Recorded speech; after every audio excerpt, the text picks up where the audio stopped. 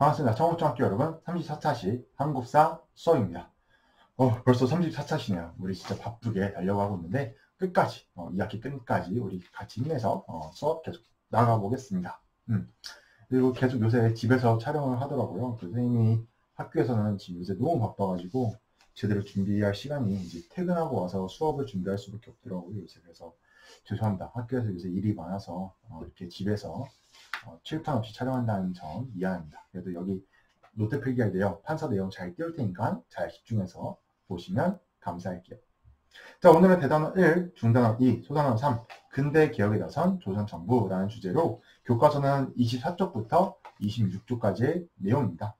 자, 오늘의 주제에 뭘 배울 거냐면 조선 후기에 이제 갑신정변이 일어났고 동학농민운동이 일어났어요. 그러니까 갑신정변 동학농민운동 공통점이 뭐였냐면 조선을 바꾸자라는 거였죠. 그러니까 조선의 왕정체제, 그 양반 중심의 이런 계급제 사회를 바꿔서 좀 더 평등한 사회로 나아가자라는 게 이 갑신정변과 동학농민운동의 공통점이라 할 수 있습니다. 그래서 조선도 이러한 사건을 겪으니까 그래, 우리도 이제 바뀔 때가 됐어.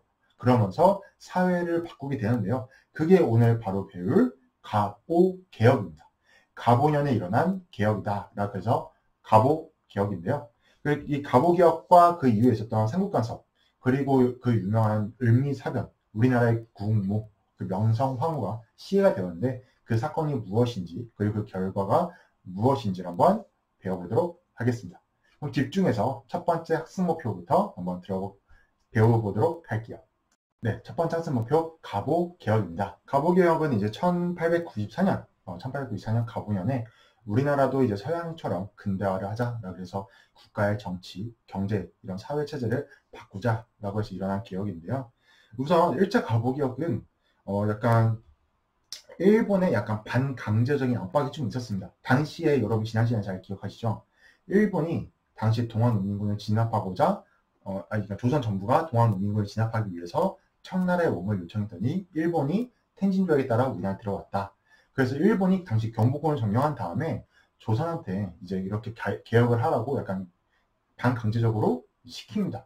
근데 이때까지는 아직 일본이 청나라랑 싸우던 시기였어요. 그래서 이때 조선이 그래, 우리도 그러면은 일본과 중국 그리고 저런 다른 나라처럼 개혁을 한번 해보자. 그래서 이때 설치했던 기구가 군국기무처입니다. 당시에 김홍집이라는 인물을 중심으로 이 군국기무처에서 빠르게 개혁을 위한 준비를 하고 개혁을 발표를 했어요. 그래서 이때 당시 갑오개혁의 핵심 내용들을 보면은 당시에 이제 신분제 폐지, 그리고 뭐 과거제 폐지, 정부와 왕실 분리, 뭐 이런 개혁들이 있는데 중요한 거는 이때 신분제가 드디어 폐지됩니다. 중요해요. 외우면 중요합니다. 신분제가 폐지가 됐습니다. 즉 양반과 백성과 천민이 있던 이런 조선의 계급 사회가 무너지고 누구나 다 평등한 신분이야. 그래서 이때 이 신분제가 폐지되었는데요. 이 신분제 폐지는 그 전에 있었던 동학농민운동, 그 동학농민운동에 있었던 그 주장들을 수용한 것이었죠. 그런데 청일전쟁에서 일본이 승리를 하게 됩니다. 그래서 일본이 승리를 하고 그래, 조선 정부가 갑오개혁 어떻게 잘하고 있나 딱 봤더니 조선 정부가 나름 김홍집을 중심으로 해서 좀 자주적으로 잘 하려고 있는 거예요. 그러니까 일본 입장에서 이게 되게 탐탁지 않았던 거죠. 왜냐하면 일본은 우리의 입맛대로 좀 개혁을 진행했으면 좋겠다. 우리가 그래야 수탈할 수 있으니까. 이거 잘 기억하셔야 돼요. 왜냐면 가끔 어떤 사람들이 일본이 식민지 있기 때문에 우리나라가 발전했다. 그래서 우리나라가 지금 이렇게 잘 산다라고 하는 그건 말도 안 되는 소리 하는 사람들이 있어요. 말도 안 되는 소리를 내는 사람들이 있는데 이때 주의할 게 일본이 우리를 발전시키고 우리를 잘 먹고 잘 살게 하기 위해서 개혁을 추진하려 하고 뭐 나중에 식민지배 할 때 뭐 공정 세워주고 이런 게 아니에요. 다 하나같이 자기들이 어떻게 하면 조선을 수탈하게 딱 좋은 시스템을 만들까? 어떻게 하면 우리의 정치적으로 간섭을 하고 어떻게 하면 경제적으로 우리를 수탈하고 이런 걸 다 고안하기 위해서 개혁을 추진하기 시키거든요. 훗날 일본 식민지배를 당할 때도 정말 우리나라 수탈을 많이 합니다. 일본. 그러니까 이러한 앞에서 얘기했던 그런 주장들, 일본 때문에 우리가 발전했다 이런 주장들은 그것을 반박할 수 있어야 되죠, 우리가. 자, 아무튼 일본은 이렇게 1차 갑오개혁이 진행되는 걸 딱 보고 나서 이제 청일전쟁에서 승리를 잘 기억하셔야 돼요. 1차 갑오개혁은 아직 일본이 청일전쟁 중이니까 우리나라 근대 개혁에 신경을 못 쓰고 있었습니다. 그래서 우리나라가 나름 자주적으로 일자 가보 개혁을 하고 있었는데 이제 일본이 청일전쟁에서 이기니까 자기들 입맛대로 개혁을 하고자 합니다. 그래서 이때 군국기무사를 폐지시켜요. 너네 이제 우리가 손칠 거니까 너네 이제 하지 마 해서 군국기무사를 폐지시킨 다음에 고종을 앞세워서 홍범 14조라는 개혁안을 발표시킵니다. 왜냐면은 왕이 발표를 해야 백성들이 잘 따를 거 아니에요. 그래서 고종한테 홍범 14조를 발표시켜서 교과서 24쪽 거기 역사탐구 보시면은 홍범 14조가 있는데 지금 보시면은 뭐 청에 의존하는 생각을 버리고 자주국을 세운다. 왕실 사무와 국정 사무를 흥분하지 않는다. 뭐 이런 식으로 해서 이제 우리나라도 근대 개혁을 한다라고 보실 수 있는데 그 내용은 솔직히 1차 가보개혁과 크게 다르지는 않습니다. 아무튼 가보개혁의 결과 제일 중요한 거는 신분제가 폐지되었다. 이걸 잘 기억하셔야 돼요. 자, 그리고 2차 가보개혁의 또 특징. 일본의 간섭이 매우 심했다는 점. 그것도 기억하시면서 다음 두 번째 학습 목표로 넘어가도록 하겠습니다. 자, 두 번째 학습 목표, 삼국 간섭입니다. 자, 삼국 간섭이 뭐냐면은 세 개의 나라가 간섭했다. 어떤 나라를 간섭했냐면 일본이었어요. 그 당시 일본은 청일전쟁에서 이겼습니다. 승리를 하고 당시 청나라한테 승리한 대가 조약을 딱 찍어 했는데 우리가 승리를 했으니까 거기에 따른 보상을 가져가야 되잖아요, 일본이. 그래서 이때 그 조약의 명칭이 뭐였냐면 시모노세키 조약이에요. 발음 조심하셔야 돼요. 시모노세키 조약인데 이 시모노세키 조약을 딱 맺고 나서 그 내용을 봤더니 수많은 청나라 이권들을 일본이 다 가져간다. 특히 이때 가장 컸던 이권이 뭐였냐면 요동반도를 일본이 가져간다라는 내용이 있었어요. 이때 요동반도를 뺏길 수 없었던 나라가 하나 있었습니다. 그게 바로 러시아였습니다. 당시에 러시아는 요동반도 당시에 얼지 않는 항구가 필요했는데요. 이때 러시아가 그 요동반도를 갖고 싶으니까 자기가 친했던 프랑스, 독일과 함께 일본을 압박합니다. 너 그 요동반도 갖는 거 포기해 라고 압박을 했고 결국에는 일본이 어쩔 수 없다. 우리가 힘이 약하니까 일단 어쩔 수 없다. 저 러시아, 프랑스, 독일의 말을 듣자 해서 요동반도를 다시 청나라한테 돌려줬습니다. 이게 바로 삼국간섭인데요.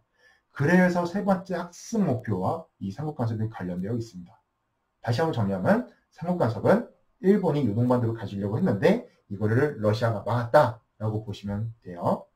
네, 세 번째 역사적 사건, 세 번째 학습 목표 바로 을미사변입니다. 정말 우리나라 역사에서 정말 치욕스럽고 좀 슬픈 역사 사건이었죠. 이 을미사변의 배경은 이 삼국간섭과 관련되어 있는데요.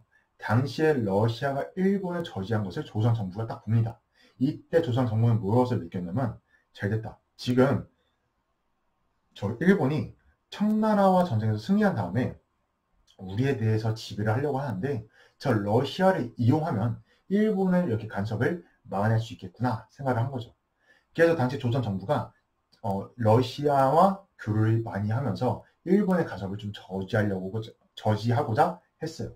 이걸 주도했던 사람이 당시에 이제 명성황후, 그 당시에 민비였는데요. 당시 이 민비는 러시아 세력들과 친해지면서 이제 일본을 막아내고자 했습니다. 그러자 일본이 정말 해서는 안 될 짓을 하죠. 1895년 10월 8일이었습니다. 새벽에 경복궁의 경복궁 안에 일본 낭인들이 들어가서 명성황후를 시해하는 을미사변이 벌어지게 되었는데요. 일본 낭인이 뭐냐면 일본 여러분 혹시 사무라이 들어보셨나요? 그죠? 일본의 부사들, 다 칼잡이들. 이 부사들이 근대 개혁, 메이지 유신 이후에 어떻게 됐냐면은 그 전까지는 뭐 이렇게 영주, 막부에 호위무사로 일했어요. 원래 호위무사로 이렇게 일하면서 돈도 쏠쏠하게 벌었는데 문제는 일본이 근대 개혁을 하고 이 메이지 유신을 하고 나서 총이 개발이 되면서 그전에도 물론 총은 있었지만 총이 더 좋아진 거죠. 화력이 더 좋아지면서 이 사무라이들 할 일이 없어집니다. 그냥 사는 거는 싸움밖에 없었던 칼잡이들이었는데 이들이 이제 근대 개혁을 하니까 이들이 뭐 군인으로서 일하는 것도 아니고 호위무사로도 살 것도 아니고 그러니까 어떻게 되냐면 동네 건달이 돼요. 그래서 막 여기 일본 시내를 왔다 갔다 하면서 막 돈 뜯어내고 막 불량배 짓을 합니다. 일본 내에서도 되게 골칫덩어리였어요. 근데 일본이 당시에 그 낭인들을 매수해서 경복궁에 들어가서 명성황후를 시해하고자 이 작전을 펼칩니다. 정말 안타깝게도 그래서 명성황후가 새벽에 일본의 그 낭인들의 칼에 맞아서 돌아가시고 뭐 기록에 따르면 정말 처참하게 그 명성황후를 많이 모욕했다 그래요. 그리고 그 시체도 알아보지 못할 만큼 훼손을 해서 휘발유에 이제 불을 태워서 이제 아예 화장시켜 버리거든요. 말이 안 되잖아요. 한 나라에 그냥 평범한 사람도 아니고 왕비인데 그 왕비를 새벽에 들어가서 죽였다? 이것만큼 우리나라가 얼마나 힘이 없어서 정말 통탄한 일이죠. 그리고 일본도 정말 사람으로서 할 짓이 아니잖아요. 이들이 한 이유는 그거였습니다. 조선한테 경고를 날리기 위해서였어요.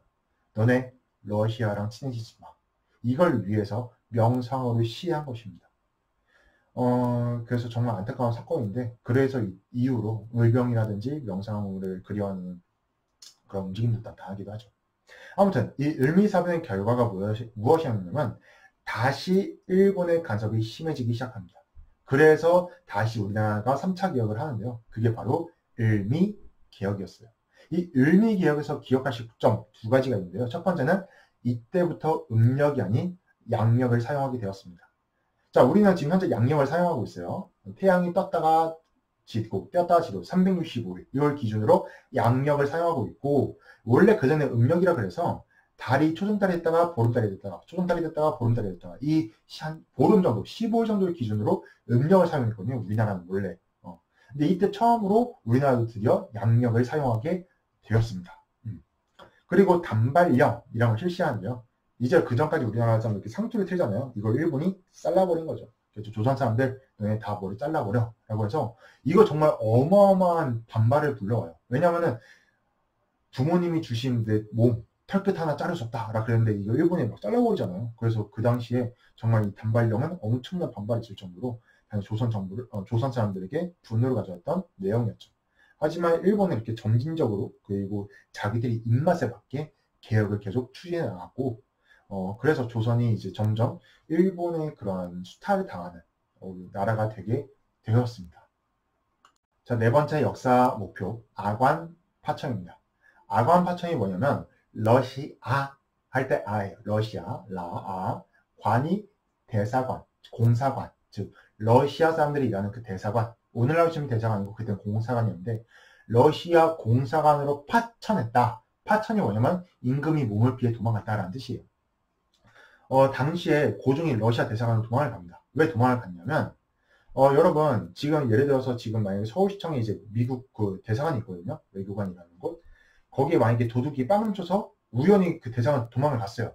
그럼 우리나라 경찰이 거기 들어갈 수 있을까요? 없을까요? 거기 못 들어가요. 왜냐면 미국의 대사관은 우리나라가 미국한테 준 땅이에요. 거기는 우리나라 땅이 아니라 미국 땅입니다. 그냥 빌려준 거예요. 미국 땅으로.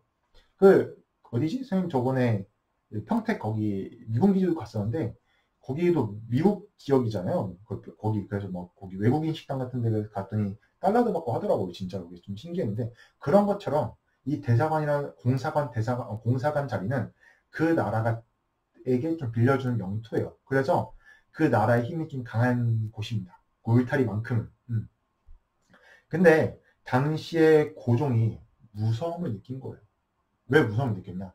아니 한밤중에 그 새벽에 명성호 자기 부인을 일본의 낭인들이 와서 죽이고 갔잖아요. 그래서 죽인 것도 아니고 그냥 죽인 다음에 그걸 또 불태워서 병북 안에서 불을 질러서 화장시킨 다음에 가버리잖아요. 이때 고종은 매우 불안했을 겁니다. 야, 내 부인도 저렇게 대놓고 죽이는데 나라고 저렇게 하루아침에 죽지 않을까? 하면서 정말 막 공포에 떨고, 심지어 당시 고종은 기록에 보면은 막 진짜 언제 일본이 날 죽일지 몰라, 날 독살할지 몰라, 그래서 막 음식 먹을 때도 외국에 있는 그 외국 선교사들 그 부인들 도시락 싸운 것만 먹었다 그래요. 궁궐에 일본 첩장을 숨겨두는 사람이 있을지도 몰라 말하면서 궁궐에 있는 음식도 막 꺼려해서 먹었고, 그만큼 막 하루하루가 좀 약간 공포였을 거예요. 그래서 고종은 결심하죠. 그래, 안전한 곳을 피해가자. 근데 지금 봤더니 우리나라에서 안전한 곳은 없다. 왜냐하면 다 어디 가도 일본이 다 간섭을 하고 지배를 하고 있으니까. 그래서 이때 고종이 한 곳, 일본이 절대 간섭할 수 없는 곳, 바로 러시아 공사관. 왜냐하면 거기는 러시아 땅처럼 쓰고 있으니까 거기는 일본 군대가 들어갈 수도 없어요. 그래서 고종이 러시아 공사관으로 몰래 도망쳐서 들어갑니다. 이게 바로 아관 파천이에요. 근데 어떻게 보면 되게 한심한 면도 있죠. 물론 한 나라의 왕이 몸이 당시 왕정 시대였기 때문에 아직도 그때 뭐 입헌군주제를 할 수도 있죠. 법이 이제 가보개혁으로 좀 법이 강해지고 있으니까. 아무튼 이 근대 개혁을 하던 시점에 아직은 왕이 다스리고 있었어요. 이 왕이 몸과 정신이 올바르게 정치할 수 있는 그런 환경도 중요하지만, 물론 거기를 가서 조고전이 정말 바른 정치를 할 수 있으면 다행이지만, 그래도 한 나라의 왕이 다른 나라의 대사관에 도망가 있는 상태다? 자기 궁궐도 버리고 그 나라 안에서 정말 다른 나라들이 봤을 때는 저게 뭐지? 라고 할 수 있는 상황인 거예요. 조선이라는 나라가 얼마나 힘이 없으면, 일본이 무서워서 러시아 공사관, 러시아 외교관들이 있는 거기로 도망가는가? 하면서 우리나라가 엄청 얕보게 될 겁니다. 그 결과가 뭐였냐면, 이때부터 러시아가 우리나라한테 뭐라면, 조선, 우리가 너네 지켜주고 있지. 너네에 대한 나무 캐갈 수 있는 권리, 석탄 채굴권, 금광, 은광 이런 거 우리가 다 가져갈 수 있게 해줘. 이런 식으로 이권을 넘겨줍니다. 러시아뿐만 아닙니다. 미국, 프랑스, 독일 할 거 없이 당시에 서구 열강들이 딱 와가지고 고종한테 우리가 보호해 줄게요. 우리한테 이런 거 해주세요. 이런 식으로 해서 우리나라의 많은 이권을 다 가져간대요. 이때 탄생한 용어가 노다지예요. 여러분 노다지라는 뜻 아시나요? 그래서 금이 노다지라고 하는데, 왜 금이 노다지냐면 이때 금광이랑 금강을 다 미국이 가져가요.